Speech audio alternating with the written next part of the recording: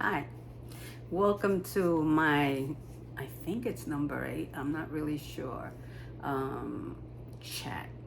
And so I just finished hearing President Biden speak, and I don't think that he said all of the things that needed to be said.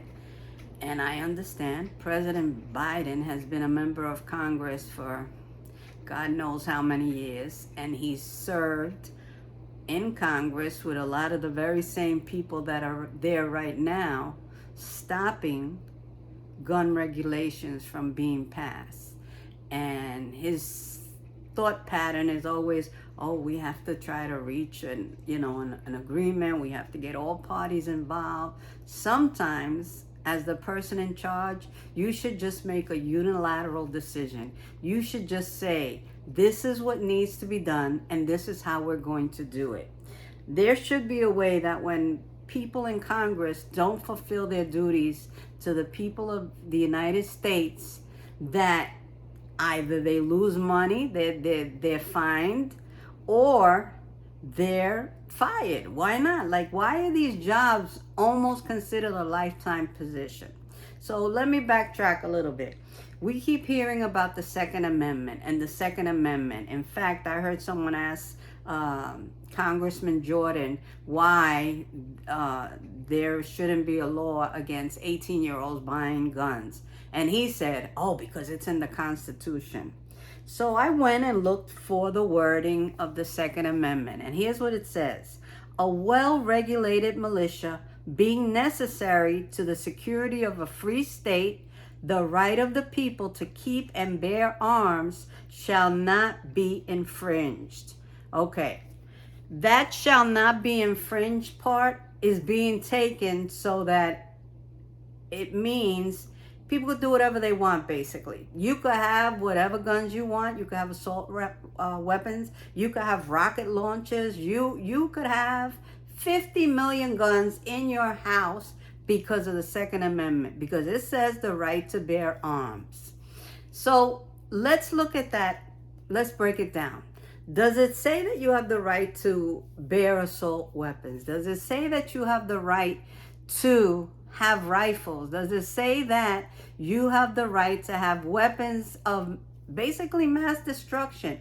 They're talking about the children in Uvalde that were shot, and they're talking about that maybe America needs a come to Jesus moment and see what these children look like after that assault rifle was fired at them. And maybe Americans and Congress people in particular would have some compassion and do the right thing. So if I was President Biden, this is what I would say. Congress is to immediately sit down and come up with gun regulations. We need background checks. We need a waiting period. We need to say there is an age requirement for certain weapons. So you shouldn't just be 18 and be able to buy any weapon you want. And yes, I know that at 18, people can go into the military. But once there, they are trained on how to use those weapons. And they're trained on who to use those weapons on. So that argument is no good as far as I'm concerned. So, gun regulations. There should be a waiting period. There should be a background check. No, certain weapons should not be sold to civilians because you don't need those guns. Why do you need a gun that's going to break a body apart? Why? It's going to do the same thing to an animal. So don't tell me that you're using it to hunt, because you're not. Unless you're hunting humans and animals just to murder them, because there's no reason for any assault rifle to be used. So the next thing is that there has to be an age limit for you to own a gun. And all guns should be registered, because people shouldn't willy-nilly have guns in their house and that they buy at gun shows, or you can buy in a parking lot at a gun show, and nobody knows who has these guns. So all guns need to be registered. And when you're buying certain bullets, like bullets for assault rifle, then you have to find out how you have that assault rifle, what you're using it for, and maybe buy it back. Buy it back from people so that they're not using them. The other thing is the NRA. The NRA pays a lot of money in terms of campaign money, advertisements. I saw some crazy advertisements the other day that were using biblical quotes direct from the Bible to justify assault rifles. There were even little children. I'm sure that the child I saw was younger than 10 years old. So there has to be a stop to associations like that push the gun issue.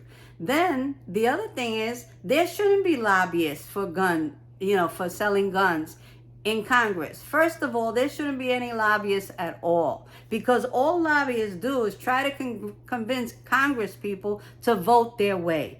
And so they offer them perks. So you can go to lunch, you can go to dinner. We're going to pay for your staff to have a particular training, or maybe we'll contribute to your campaign fund. So there should not be any lobbyists. There should not be any lobbyist money involved in Congress people and their campaigns.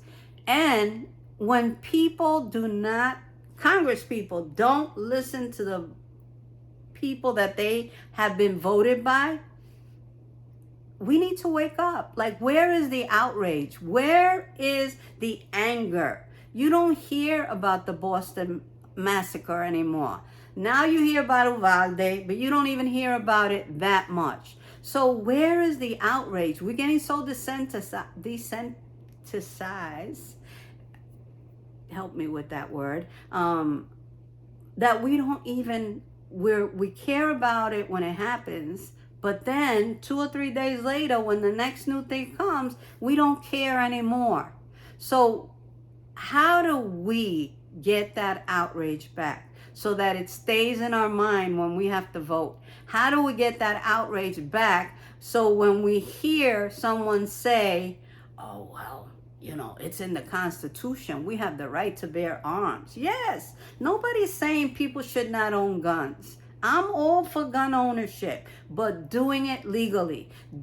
Get training, get a license, a concealed carry if you need to.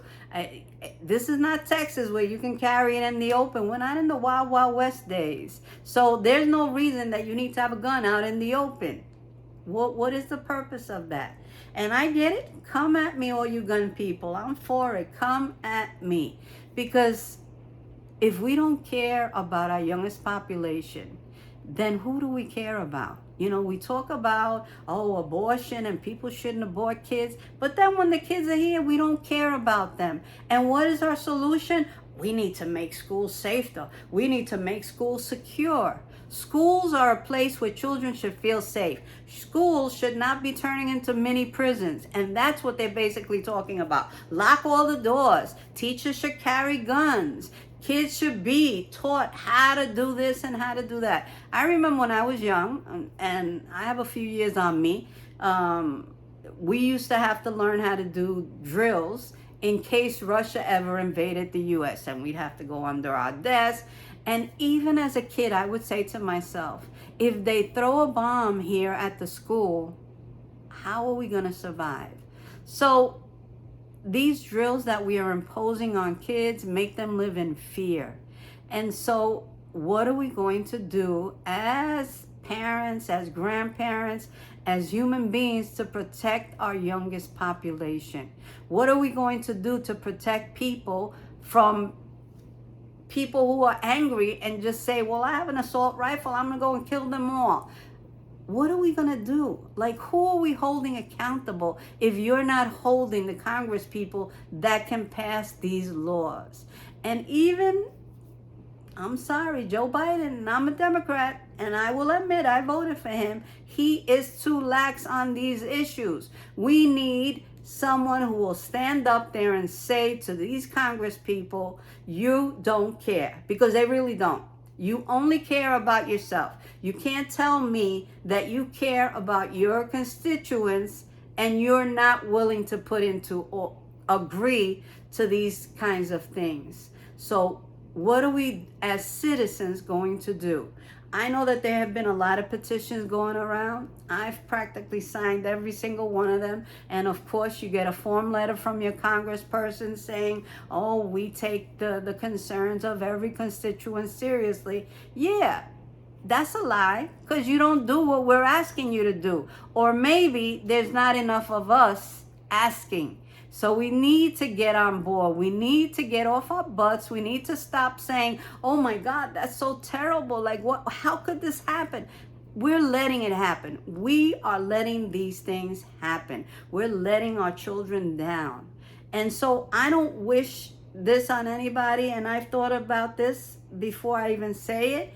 But what if people went to a school where famous people's kids went, right?